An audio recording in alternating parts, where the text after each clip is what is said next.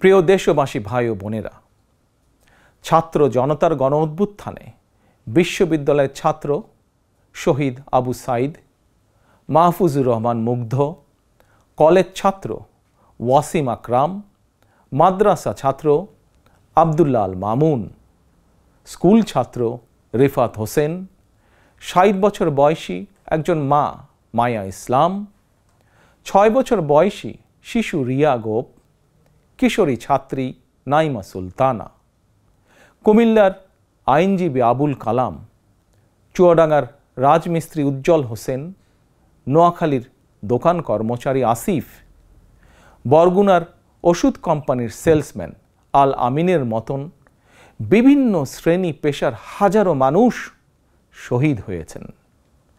অসংখ্য মানুষ দেশের বিভিন্ন হাসপাতালে চিকিৎসাধীন রয়েছেন। পাবনার গাড়ি চালক আরাফাত হোসেন, মিরপুরে গুলিবিদ্ধ ২২ বছর বয়সী মুস্তাকিম, দোকান কর্মচারী আতিকুল, অষ্টম শ্রেণীর শিক্ষার্থী তামিমের মতন অনেকের, বহু মানুষের হাত কিংবা পা কেটে ফেলতে হয়েছে। শত শত মানুষ দৃষ্টিশক্তি হারিয়ে ফেলেছেন, অন্ধ হয়ে গিয়েছেন চিরতরে, পঙ্গু হয়েছেন শত শত মানুষ চিরতরে। অসংখ্য প্রাণের বিনিময় ৫ই আগস্ট অর্জিত স্বাধীনতায় গণতান্ত্রিকামী মানুষ আরও একবার স্বাধীনতার স্বাদ উপভোগ করলেও হাসিনা পতন আন্দোলনে যেসব পরিবার তাদের সন্তান স্বজনকে হারিয়েছেন কিংবা আহতদের চিকিৎসা করাতে গিয়ে যেসব পরিবারে অসহনীয় দুর্দশা নেমে এসেছে, সেসব বীর সন্তানদের ঘরে মুক্তির স্বাদের সেই ছোঁয়া এখনও লাগেনি। প্রিয় দেশবাসী, গণ অভ্যুত্থানে যারা হতাহত হয়েছেন তাদের তালিকা তৈরি করে প্রয়োজনীয় সহায়তার লক্ষ্যে অন্তর্বর্তীকালীন সরকার ইতিমধ্যেই নানা উদ্যোগ গ্রহণ করেছেন। এটি অবশ্যই একটি ইতিবাচক পদক্ষেপ। তবে গণ অভ্যুত্থানে যারা হতাহত হয়েছেন তাদের পরিবারের সদস্যদেরকে রাষ্ট্রীয় আয়োজনে সম্বর্ধনা দেওয়া হলে, রাষ্ট্রীয়ভাবে সম্মান জানালে কিছু সময়ের জন্য হলেও হতাহতদের পরিবারগুলো হয়তো একটু মানসিক সান্ত্বনা পাবেন। এ ধরনের উদ্যোগ গণ অভ্যুত্থানে চেতনাকে আরও শানিত করবে বলে আমার বিশ্বাস।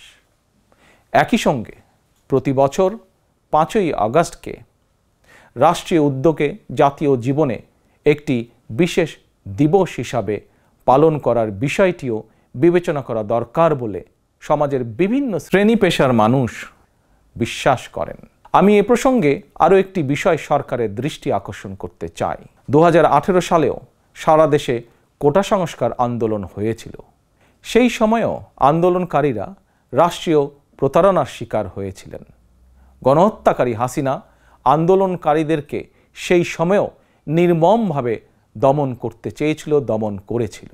এমনকি খুনি হাসিনা সেই সময়ে আহতদেরকে চিকিৎসার সুযোগ পর্যন্ত দেয়নি। সুতরাং দেরিতে হলেও ২০১৮ সালের হতাহত কোটা সংস্কার আন্দোলনকারীদের বর্তমানে রাষ্ট্র কিভাবে সহায়তা করতে পারে সেটিও বিবেচনায় নেওয়া দরকার বলে আমি মনে করি। আমি বিশ্বাস করি তারুণ্যের শক্তি, তারুণ্যের আকাঙ্ক্ষাকে উপেক্ষা করে কখনোই একটি রাষ্ট্র ও সরকার অভীষ্ট লক্ষ্যে পৌঁছতে পারে না।